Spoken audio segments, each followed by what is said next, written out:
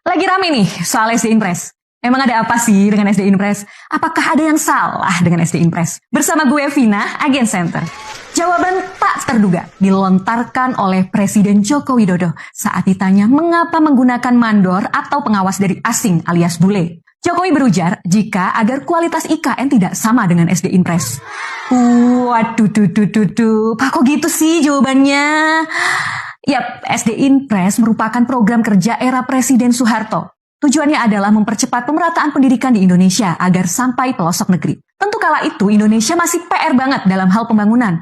Namun semangatnya adalah menghadirkan pendidikan di seluruh Indonesia agar semua rakyat dapat tersentuh oleh pendidikan.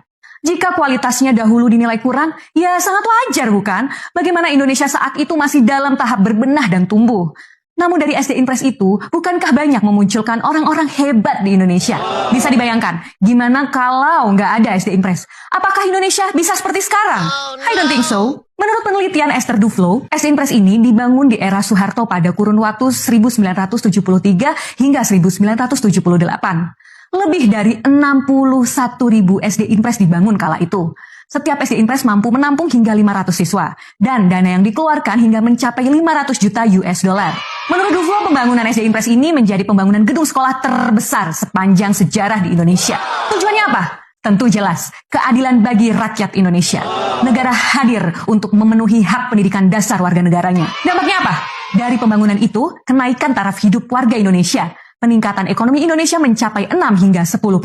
Padahal dana pembangunannya hanya 1,5% dari PDB Indonesia kala itu. Luar biasa bukan? Nah, apakah tidak sebaiknya anggaran IKN 466T itu untuk membangun lebih banyak lagi sekolah di Indonesia? Atau untuk meningkatkan mutu sekolah dasar kita gitu loh Pak Jokowi, agar semakin baik daripada ngebandingin kualitas SD Impres. Jika melihat Anies Baswedan meneruskan semangat mantan Presiden Soeharto dalam pendidikan, Anies pun turut serta memberikan kontribusi untuk sekolah-sekolah di pedalaman dan terpencil di Indonesia. Lewat program Indonesia Mengajar, Anies turut membantu pemerintah untuk terus meningkatkan kualitas pendidikan di seluruh pelosok Indonesia. Anies gerakan anak-anak muda, putra-putri terbaik bangsa Indonesia untuk ikut serta membangun negara utamanya dalam hal pendidikan. Ribuan pengajar telah bergabung, ratusan ribu pelamar Indonesia Mengajar pernah mendaftarkan diri. Luar biasa bukan? Karena Anies pun tahu jika pendidikan yang dapat merubah kehidupan anak-anak penerus bangsa Indonesia. Di Jakarta, Anies membangun sekolah dengan konsep gedung net zero karbon. Gedung sekolah negeri di Jakarta jadi berkelas tak kalah dengan gedung sekolah swasta. Bisa dibayangin kan kalau Anies yang jadi presiden, kualitas dan kuantitas pendidikan Indonesia akan seperti apa?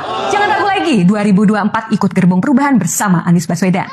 Mohon doakan supaya Allah SWT, Tuhan Yang Maha Esa, menjadikan Anies Baswedan sebagai Presiden Indonesia yang ke-8. Amin amin ya robbal alamin. Wassalamualaikum warahmatullahi wabarakatuh.